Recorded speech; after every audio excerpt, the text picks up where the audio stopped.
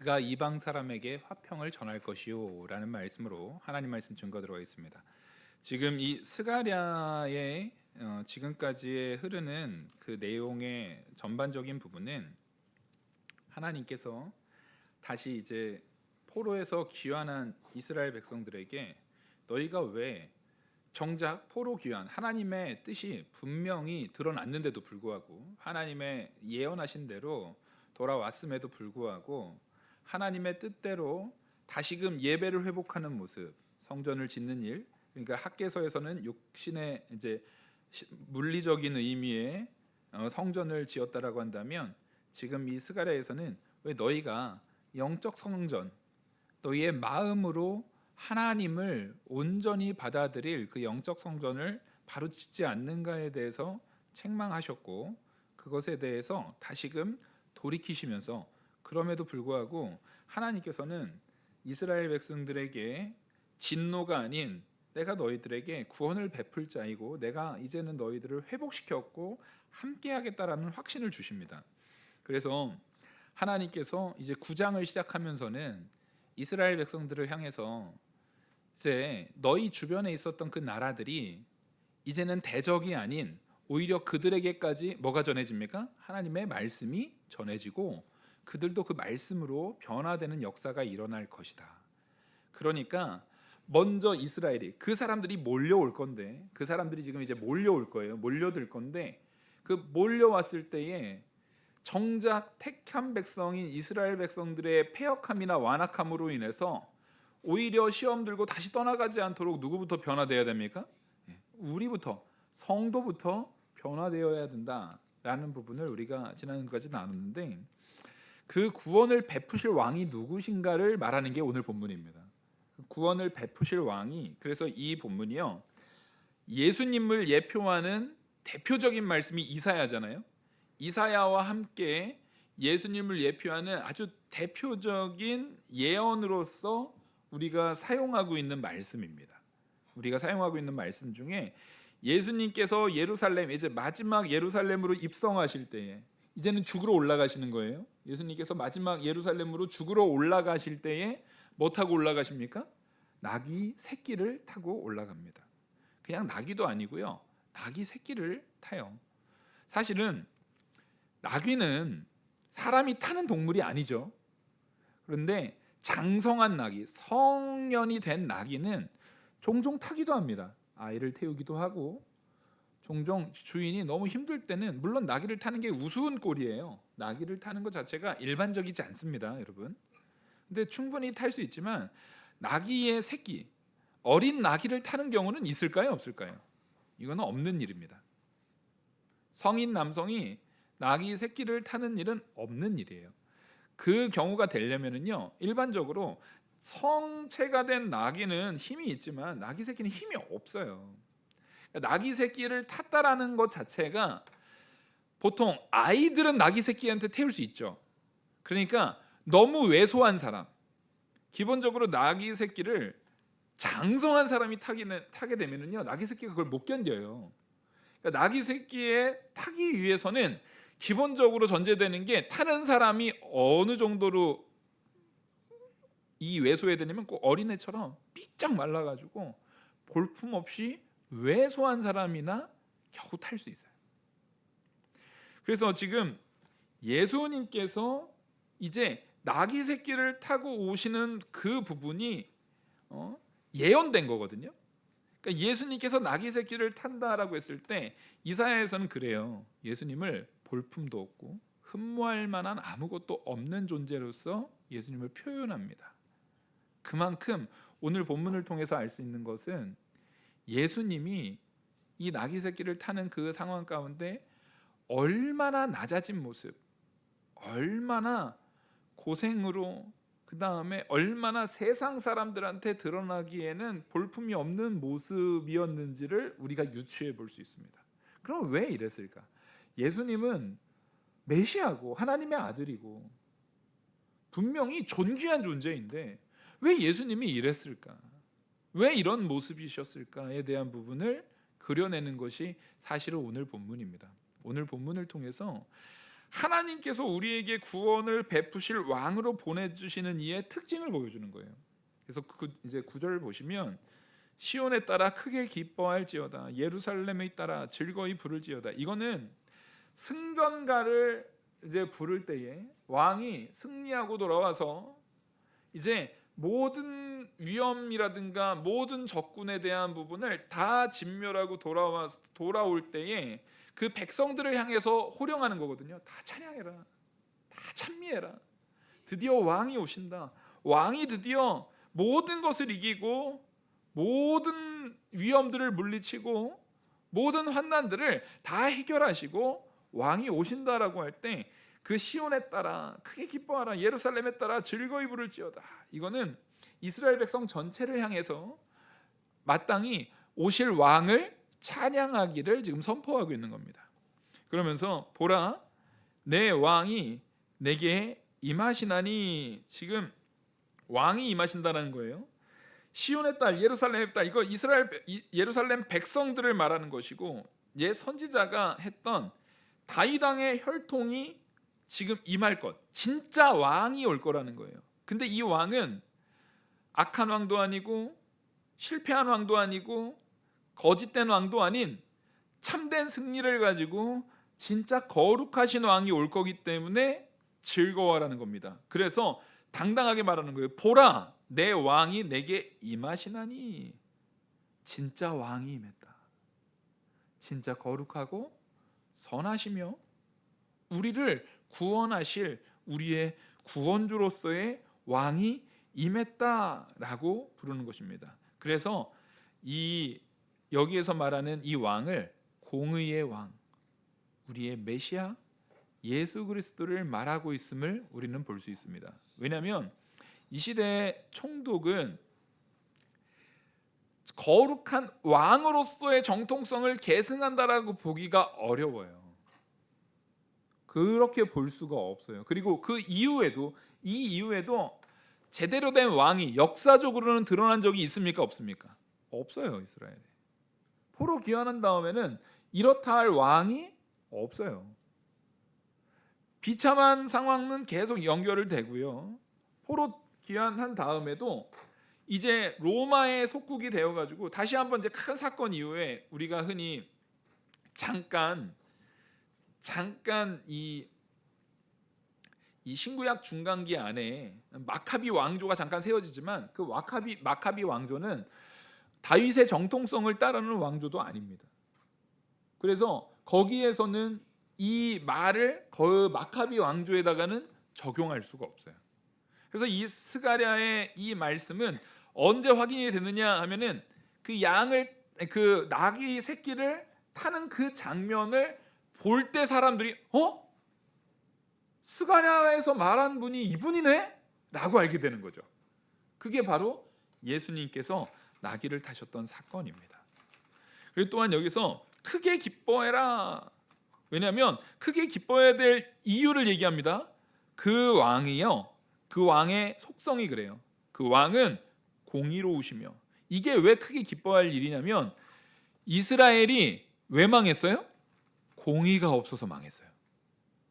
거짓이 난무하고 공의가 없고 이 재판하는 사람이 재판도 악하게 이익을 따라 뇌물 받고 그렇게 재판하고 그 사람들이 자기에게 주어진 것에 만족하고 이웃을 섬기며 사랑하며 사는 것이 아니라 남의 것까지 다 쟁취하고 남의 것까지 다 뺏으면서 살아가는 그 공의가 없었기 때문에 이스라엘이 망했거든요. 그리고 이 공의가 없으면 백성들의 문제만이 아니라 왕도 공의가 없었고 귀족들도 공의가 없었고 종교 지도자들도 공의가 없었습니다. 그래가지고 이스라엘이 망했어요. 근데 이제 공의의 왕이 오셨기 때문에 망할 일이 있어요, 없어요? 망할 일이 없다는 거예요. 진짜 이제는 우리가 믿고 의지할 수 있는 공의의 왕이 오셨다라는 겁니다. 그리고 또 하나 그 공의의 왕이 어떤 분이시냐면 메시아라는 겁니다. 그래서 구원을 베푸시며, 이분은 우리에게 구원을 베푸시는 하나님, 구원을 베푸시는 하나님으로서 우리에게 오셨다라는 것입니다. 이 구원을 베푸신다라는 것은 이거를 원어로 진역하면은 구원을 받았으며 구원을 받으셨으며라는 거예요. 구원을 받았고 받은 구원을 우리에게 베푸시는 표현으로서 쓰임 수가 있어요. 그래서 우리에게 구원을 베푼다라는 것이, 구원은 권한이 있어야 되잖아요. 구원이 아무 권한 없는 사람이 사람을 구원할 수가 없죠. 근데 예수님은 자기 스스로 하나님과 동등됨을 취하기를 원치 않으시고 하나님의 말씀대로 끝까지 순종하시는 거예요. 그래서 십자가에 죽으셨다가 부활하실 때 그 의로, 그 공의가 없는 그 세상에 그 우리의 죄악, 우리의 공의 없음, 우리의 죄악으로 인해서 예수님이 우리를 대신해서 죽으셨는데 그 의를 죄가 없으심으로 다 이루시고 부활하셨잖아요. 하나님께로부터 구원을 예수님이 먼저 받으시고 그 구원에 대한 가치를 이제는 예수님에게 맡긴 백성들, 예수님의 백성이라고 하나님이 명령한 우리 모든 택한 백성들이 이제는 예수님을 통해서 구원을 받을 수 있게 만드신 거예요. 그래서 예수님은 스스로 구원을 베푸는 자로서 스스로 교만하게 내가 이제 왕이야 이렇게 쓰는 것이 아니라, 모든 영광은 예수님이 십자가에 달리시는 그 순간에도 모든 영광은 누구에게 돌립니까? 아버지 하나님께 돌립니다. 아버지 하나님께 돌리면서 아버지 하나님, 이 백성들에게 하나님께서 내게 맡기셨기에 이 백성들을 하나님 말씀대로 내가 이 백성들을 위해서 십자가에 죽었고 다시 부활한 그 모든 공의를 완전히 이루었으니 이 백성들에게도 구원을 베풀어 주시옵소서라고 지금도 하나님 보좌 우편에서 중보하고 계시는 게 우리 예수 그리스도예요.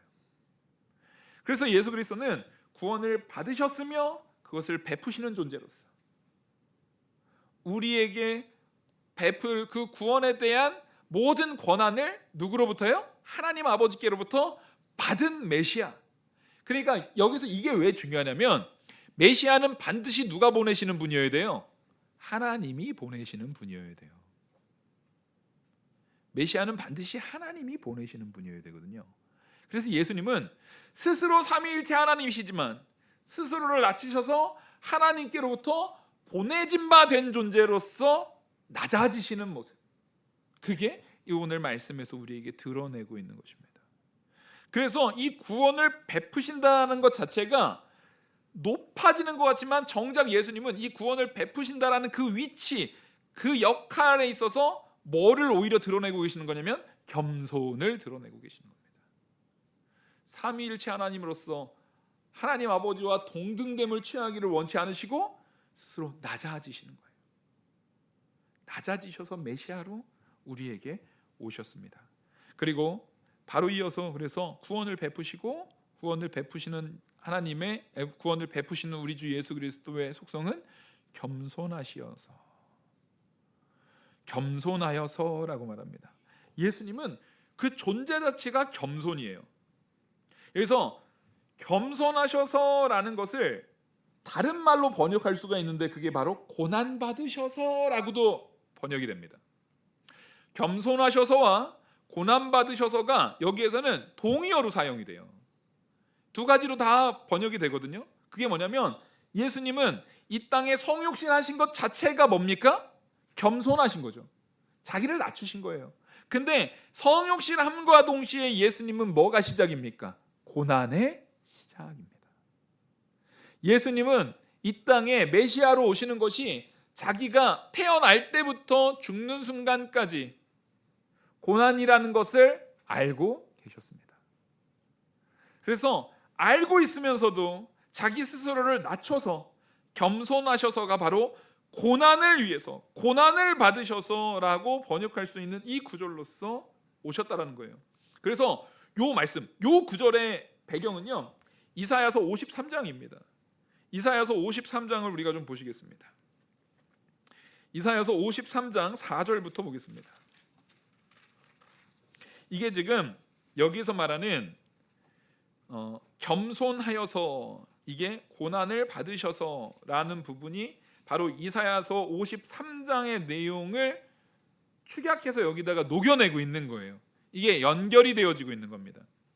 그래서 53장 4절부터 보시면, 그는 실로 우리의 질고를 지고 우리의 슬픔을 당하였거늘 우리가 생각하기를 그는 징벌을 받아 하나님께 맞으며 고난을 당한다 하였노라.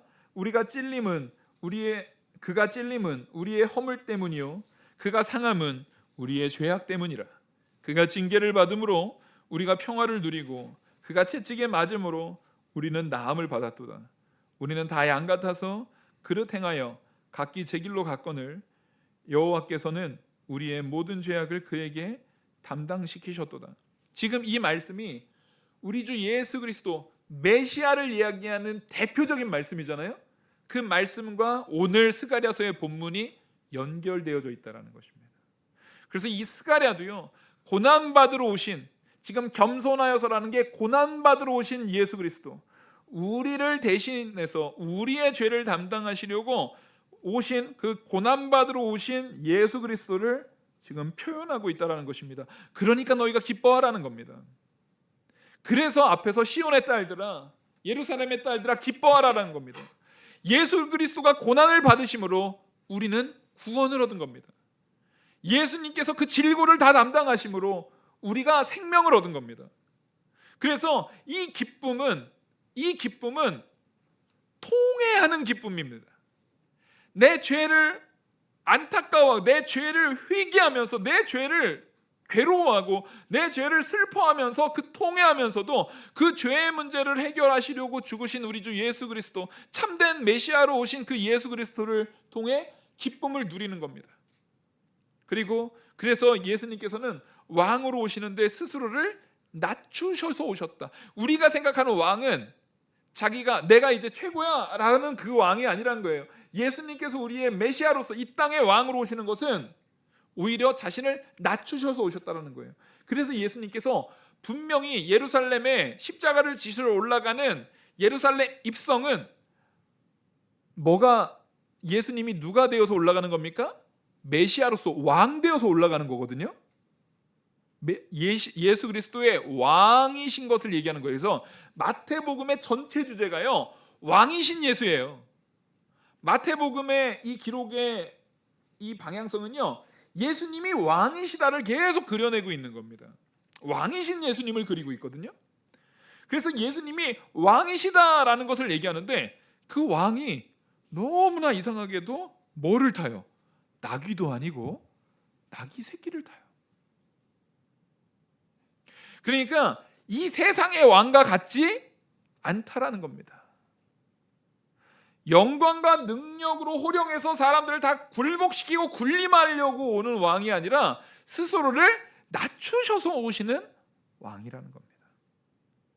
그래서 지금 여기서 이사야는 고난받는 종과 아울러 이 시편에서 고난받는 다윗에 대한 부분을 머릿속에 상기시키면서 이걸 하는 거예요. 다윗이 이제 쫓겨날 때, 다윗이 그 원수들한테서 예루살렘에서 쫓겨나는 그게 사무엘하 16장이에요. 사무엘하 16장 2절을 좀 보시면, 사무엘하입니다. 사무엘하 16장 2절입니다. 왕이 시바에게 이르되 내가 무슨 뜻으로 이것을 가져왔느냐 하니, 시바가 이르되 나귀는 왕의 가족들이 타게 하고 떡과 과일은 청년들이 먹게 하고 포도주는 들에서 피곤한 자들에게 마시게 하려 함이니이다. 지금 이 시바가 나귀를 가져다가, 그리고 먹을 것을 가져다가 이제 다윗 왕한테 타게 하는 거예요. 그래서 다윗 왕이요, 압살롬을 피해 가지고 도망갈 때 이거 나귀 타고 도망갑니다. 그러니까 사람들은 나귀를 탄 왕 하면, 이스라엘 백성들에게 있어서요, 나귀를 탄 왕 하면 머릿속에 누구 딱 떠오르는 거예요? 네, 다윗 딱 떠오르는 거예요. 그러니까 이게 그냥 적어놓은 게 아니에요. 이 예언들이요, 그냥 적어놓은 게 아니라 머릿속에 이스라엘 사람이면 이스라엘 사람들 중에 다윗 왕의 역사, 다윗 왕의 일대기를 모르는 사람이 있어요, 없어요? 없죠. 최고의 왕이거든요. 한동안 제가 중고등학교 때 제일 인기 있었던 게 광개토대왕이었습니다. 그래서 막 광개토대왕 무슨 드라마도 나오고 광개토대왕 책도 나오고 막 그래가지고 저희 세대 때 좀 이렇게 그 옛날 역사 이런 거 좋아했던 애들은 광개토대왕 일대기 다 알아요. 광개토대왕의 그 왕 되기 전에 이름이 뭔지 아세요? 태자 일대? 아시나요 혹시? 담덕입니다. 담덕. 그 잘 모르시잖아요. 우리 댁에 엄청 인기였거든요. 하여튼 광개토대왕 하면 쫙 꿰는 것처럼. 왜냐면 왜 그때 광개토대왕이 인기가 많았냐면 영토를 제일 많이 넓혔잖아. 그러면서 막 고구려 하면은 광개토대왕 막 그러면서 막 그랬어요. 근데 이스라엘에게 있어서 최고의 왕은 누구도 비교 대상이 없어요. 비교 대상 없이 누굽니까? 다윗입니다. 어떤 왕도 나귀를 탄 일이 있어요, 없어요? 없어요. 근데 그 다윗이 아들한테 쫓겨서 나귀를 탄 사건은 이스라엘 백성들한테, 이스라엘 사람들한테 역사적으로도 굉장히 충격적인 사건이 아닐 수가 없죠. 그래서 다 알아요, 이 사람들이. 누구나 다 아는 사건이에요. 이스라엘 사람이면 무조건 알아요. 나귀를 탄 왕? 다윗 왕이잖아. 나귀를 탄 왕은 다윗 왕이네. 근데 이스라엘 사람이 또 다 아는 사실이 있어요. 메시아는 누구의 자손에서 와요? 다윗의 자손에서 와요. 누구와 같은 왕으로요? 다윗과 같은 왕으로. 이게 우연이 된 게 아니라는 것입니다. 하나님께서는요, 그 사무엘상 그 순간에도요, 그 순간에도 다윗에게 하여금 그 시바를 통해서 나귀를 타도록 일부러 역사하신 거예요. 하나님께서 사무엘하 16장 2절에서도 일부러 나귀를 타도록 역사하신 거예요. 가장 낮아진 자리, 그런 자리에서 그 나귀를 타는, 그럼 다윗 왕의 후손인데 다윗 왕과 같은 그런 메시아를 얘기할 때 이스라엘 백성들이 머릿속에는 항상 누가 메시아의 원형 메시아로서 누가 가장 머릿속에 딱 새겨지고 그려져 있냐면요, 다윗 왕이거든요. 다윗 왕 같은 분이 왔으면 좋겠다. 다윗 왕 같은 분이 왕으로 왔으면 좋겠다. 그 사람이 메시아로 올 거야. 다윗 왕 같은 분이 올 거야 라는 걸 기대하고 있단 말이에요. 근데 바로 그게 누구다? 예수 그리스도다.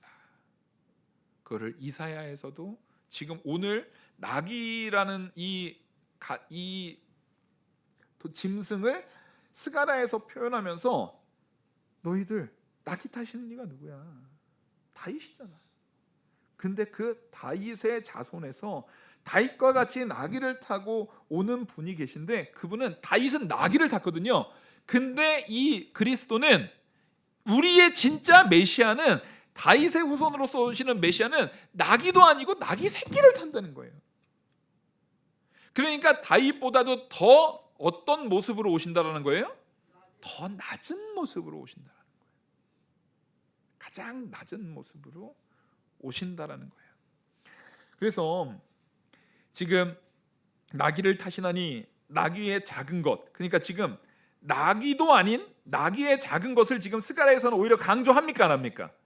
강조하고 있습니다. 이걸 잘 보셔야 돼요. 이걸 강조하고 있다는 걸 기억하셔야 돼요. 나귀의 작은 것, 곧 나귀 새끼니라. 지금 예수님께서 타시는 것은 나귀의 작은 것, 나귀 새끼. 그래서 이사야에서, 아까 이사야 53장에서 우리가 읽었던 것처럼 고난받은 종, 그리고 아까 다윗이 나귀 새끼를 탈 때도 누구한테 쫓겨가지고, 나귀를 탈 때도 누구한테 쫓겨가지고 타는 거예요? 자기 아들 압살롬한테 쫓겨서 타는 거예요. 엄밀히 따지면 물론 다윗은 근본적으로는 죄가 있지만 압살롬이 다윗을 반역해가지고 내쫓는 건 다윗이 특별히 죄를 지었다기보다는 압살롬의 죄거든요. 그리고 압살롬과 같이 합력해서 다윗을 몰아내려고 하는 악한 사람들의 죄거든요. 근데 그러니까 다윗은 사실상 이것은 자기 죄와 무관하게 억울하게 지금 고난을 당하는 거예요, 안 당하는 거예요? 네, 억울하게 고난 당하는 모습에 나귀를 타고 오시는 분. 그래서 고난받는 종으로서 다윗처럼 자신의 죄가 아닌, 자신의 죄 때문이 아닌 타인의 죄 때문에 고난을 받으시는 분. 그래서 아까 이사야 53장의 4절부터 그 말씀이 누구 죄 때문에요? 우리 죄 때문에. 우리 죄 때문에, 자신의 죄가 아니라 우리의 죄 때문에 이 고난을 당하시고 이 질고를 겪으시는 고난받는 종으로서의 메시아를 그려내고 있어요. 그거를 위에서 겸손하여서 나귀 타고 나귀를 타시나니 나귀의 작은 것 곧 나귀 새끼니라 라고 말씀하시는 겁니다. 그래서 이제 예수님께서 오시는 것은 예루살렘으로 돌아와서 예수님께서는 이제 메시아로서 뭘 전할 존재, 그렇게 겸손하게 오셔서 겸손하게 낮은 자세로 오셔서 예수님께서 하시는 사역이 뭐냐, 예수님이 왕으로 오셔서 하는 일이 뭐냐, 10절 보시겠습니다. 내가 에브라임의 병거와 예루살렘의 말을 끊겠고. 자, 여기 에브라임의 병거와 예루살렘의 말을 끊는다라는 게 무슨 얘기냐면, 에브라임과 예루살렘, 북이스라엘과 남유다를 얘기하는 거예요. 북이스라엘과 남유다가 똑같이 범한 죄가 있거든요. 이게 제일 처음 범해졌던 때가 솔로몬 때입니다. 무슨 죄일까요? 애굽에서부터 병거와 마병을 수입하는 일이에요. 하나님께서요, 아예 애굽으로 가나안 땅으로 들어가기 전에 이거를 예언하셨거든요. 너희들 니네가 가면 애굽으로부터 말 사고 병거 살 텐데 그거 하지 마라 했는데, 그거를 오히려 제일 먼저 한 왕이 누구예요? 솔로몬이에요. 그래서 솔로몬 때 북이스라엘 남유다로 갈라지고, 북이스라엘인 에브라임도, 북이스라엘의 대표적인 지파가 에브라임이어가지고, 에브라임이라고 말하는 건 북이스라엘을 부르는 별명이에요. 북이스라엘은 병거, 예루살렘은 남유다를 말하는 별명이에요. 남유다는 마병. 이 모든 것들이 다 뭡니까? 하나님 의지하지 않고 세상 의지해서 세상 것으로 내 어떤 것을 해결하려고 했던 것들. 여러분, 돈을 가지고 내 무언가를 해결하려고 하시면 안 됩니다. 내 권력을 가지고, 내 힘을 가지고, 내 지혜를 가지고 해결되는 것이 아닙니다. 우리는 지혜를 가져도 하나님의 은혜 안에서 지혜롭게 사셔야 됩니다. 돈을 얼마든지 벌고 쓰실 수 있어요. 아니, 부자 되세요, 여러분. 욥도 부자였잖아요. 아브라함도 부자입니다. 성경에 유력한 인물들은 대부분 다 부자예요. 근데 그 부를 누구 안에서 일구고 사용해야 됩니까? 하나님의 뜻 안에서 일구고 하나님의 뜻 안에서 사용하셔야 된다는 겁니다. 그걸 기준으로 삼아야 제한이 없는 어마어마한 부도 가능한 겁니다. 왜냐하면 이 부에 대한 부분이 나를 죄악으로 물들게 만든다고 하면 누가 막으실 거기 때문에 그래요? 하나님이 막으실 거거든요. 내가 부하게 사는 것보다 내가 하나님 앞에 거룩하게 사는 게 더 중요한 내용이기 때문에 하나님이 그걸 막으실 거거든요. 그러니까 여러분, 진짜 부자가 되고 싶으시면요, 사실은 하나님 말씀 앞에 온전히 서셔야 돼요. 하나님 말씀 앞에 온전히 서셔야 돼요. 그게 성경의 원리입니다. 아무리 부어줘도 죄악으로 치달을 것이 없는 사람에게는 오히려 하나님이 그 끝이 없이, 사람이 끝을 정할 수가 없어요. 사람이 끝을 정할 수가 없어요. 하나님이 부어주시는 것을 막을 자가 없어요. 근데 여기서 중요한 것은 바로 그런 거죠. 우리는 하나님의 뜻 안에서 내가 사는 것이 중요하다. 지금 이 사람들이 하나님을 의지하지 않고 세상을 의지했던 그 모든 것들, 그 병거, 말, 이것이 하나님께서 끊어버려가지고 더 이상 필요하지 않도록 만들어 버리시겠다는 거예요. 너희들 그거 의지하지 마라. 하도 그걸 의지하니까 그거를 의지하지 않을 그것을 아예 끊어버리시겠다는 거예요. 또한 이제 10절 하반절에 보시면 그의 그 전쟁하는 활도 끊으리니, 그러니까 이게 대표적인 무기들이잖아요. 대표적인 무기. 이 활이라는 것은 이 시대의 가장 전략 무기거든요. 요즘으로 따지면 핵무기 같은 거예요. 그런 거에 의지하지 마라. 그리고 하나님의 진짜 큰 변화는 여기에 있어요. 오늘 이게 핵심인데, 따라하겠습니다. 이런 게 필요 없도록 역사하신다. 우린 그걸 소망하는 거예요. 그 겸손하신 하나님이 이런 것이 필요 없도록 역사하신다는 거예요. 그래서 그 뒤에 그가 이방 사람에게 화평을 전할 것이요, 그의 통치는 바다에서 바다까지 이르고 유브라데 강에서 땅 끝까지 이르리라. 이게 지금 바다에서 바다, 유브라데강에서 땅 끝. 이게 보면 앞에 정관사를 빼고 그냥 강이고 그냥 바다예요. 그 얘기는 어떤 특정 지역의 바다 섹터를 딱 나눈 게 아니라 뭐라는 거예요? 바다 전체, 강 전체. 이건 지금 뭐냐면 바다와 강이 보통은 국경을 경계하는 경계가 되잖아요. 국경이 안만 가더라도 바다에선 끝나잖아요.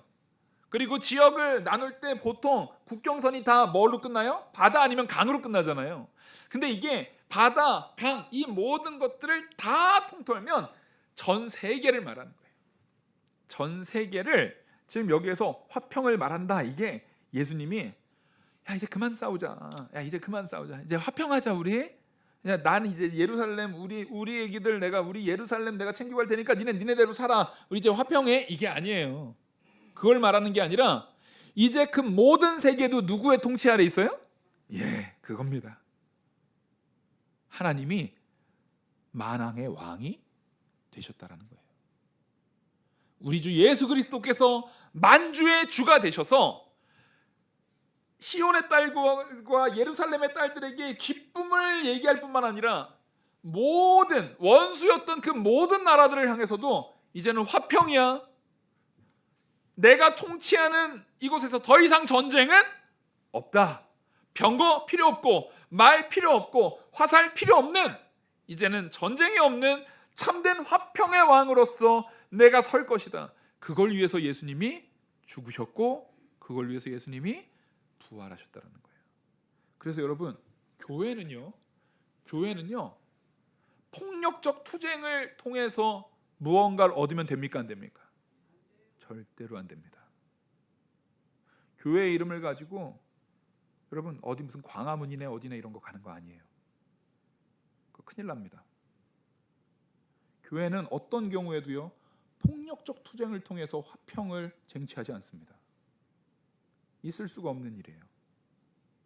이거는 아무리 아름답게 포장해도 죄인 걸 분명히 아셔야 됩니다. 아무리 아름답게 포장해도 그것은 용납될 수가 없습니다. 우리에게 있어서 화평은 오직 누가 이루어 주시는 겁니까? 하나님이 이루어 주십니다. 근데 하나님이 그 화평, 진짜 기쁨을 언제 이루어 주신대요? 투쟁할 때요? 나가서 무슨 태극기 들 때요? 아니면 촛불 들어야 되나요? 두 개는 왜 같이 들으면 안 돼요? 한 손에 촛불 들고 한 손 태극기 들으면 안 돼요? 그럴 때가 아니에요. 사랑할 때 누리게 됩니다. 사랑할 때 이루어지게 되는 거예요. 그래서 어느 경우에도 안 된다는 거예요. 그런 투쟁이. 왜냐하면 어떤 사람이 태극기 들고 나가는 사람은 촛불 들고 나가는 사람 좋아해요? 싫어해요? 혹시 조금 안 좋아할까요? 좀 좋아할 수는 없나요? 안 되는 거 우리가 벌써 거의 10년 가까이 확인하고 있죠? 서로가 서로를 향해서는 저주를 서슴지 않습니다. 같은 성도인데도 불구하고 그 안에 성도들도 있거든요. 근데도 서로가 서로를 향해서 저주를 퍼부을 뿐만 아니라 당연히 나와 다른 생각을 가지고 다른 걸 들고 나가는 사람들에 대해서는요, 저 사람들은 구원 못 받아. 오히려 구원이 있으면 안 된다는 그런 악의를 갖고 서로를 바라봅니다. 이게 성도로서 있어서는 안 되는 일이에요, 여러분. 이거 분명히 마음에 새기셔야 됩니다. 있을 수 없는 일입니다. 우리는 진영 논리에 빠지셔도 안 되고 이데올로기에 어떠한 영향력에 빠져서도 안 돼요. 하물며 그것을 말씀의 자리에서 예배에서 예배라는 하나님께만 올려지는 거룩한 이 내용을 가지고 그런 거를 막 조장하고 그런 것을 선동한다고요? 있을 수 없는 일입니다. 말도 안 되는 일이에요. 근데 그것을 한국 교회가 벌써 10여 년 넘게 하고 있어요. 그래서 한국 교회에 이런 화가 임하는 겁니다. 성도들이 교회를 욕하고 불신자들이 교회를 우습게 여기고 교회를 떠나는 일들이 일어나는 겁니다.